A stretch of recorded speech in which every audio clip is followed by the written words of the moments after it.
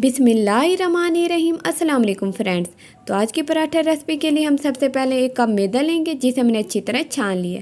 अब हम उसमें ब्रेड क्रम्स ऐड कर देंगे। हमने एक प्याज लिया जिसको हमने इस तरह काट लिया, ये भी हम इसमें ऐड कर देंगे। हम 3 टेबलस्पून इस तरह कटी हुई गाजरें भी इसमें ऐड कर देंगे।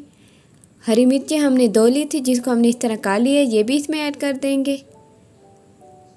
हम इसमें इस तरह बारीक कटी हुई बंद गोभी भी ऐड कर देंगे।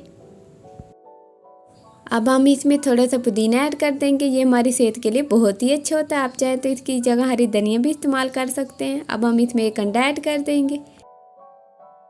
हाफ़ टेबल स्पून साल्ट इसमें ऐड कर देंगे, ये आप अपने टेस्ट के मुताबिक भी ऐड कर सकते हैं। थोड़ी सी हल्दी इसमें ऐड कर देंगे और अब इन सब चीज़ों को आपस में अच्छी तरह मिला लेंगे।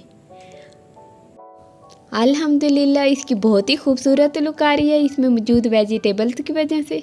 अब हम इसमें थोड़ा थोड़ा पानी ऐड करके इसका थिक सा पेस्ट बना लेंगे। इससे बहुत ही मज़ेदार पराठा तैयार होता है, बगैर आटा गूंदे और बगैर पेड़े बनाए। ये देखिए इसकी ये फाइनल थिकनेस यही होनी चाहिए। हम लेंगे पैन, उसमें थोड़ा सा घी गर्म करने के बाद हम उसमें ये मिक्सचर ऐड करके उसको अच्छी तरह फैला लेंगे। इस मिक्सचर को फैलाकर हम इसे एक रोटी की शेप दे देंगे।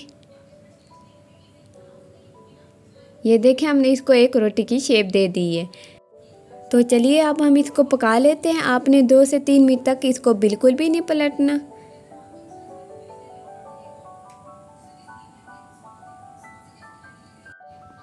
अल्हम्दुलिल्लाह इसका बहुत ही खूबसूरत कलर आया है, बहुत ही अच्छी खुशबू आ रही है। तो चलिए अब हम इसकी दूसरी साइड भी पका लेते हैं। आप लोग भी इस तरह की रेसिपीज़ बनाया करें क्योंकि ये बहुत ही जल्दी और बहुत ही मज़ेदार तैयार होती हैं और हमारा बिल्कुल भी टाइम नहीं लगता। अल्हम्दुलिल्लाह हमारा पराठा बिल्कुल तैयार है और बहुत ही प्यारी खुशबू आ रही है। इंशाल्लाह मिलते हैं नेक्स्ट वीडियो में, तब तक के लिए अल्लाह हाफिज़।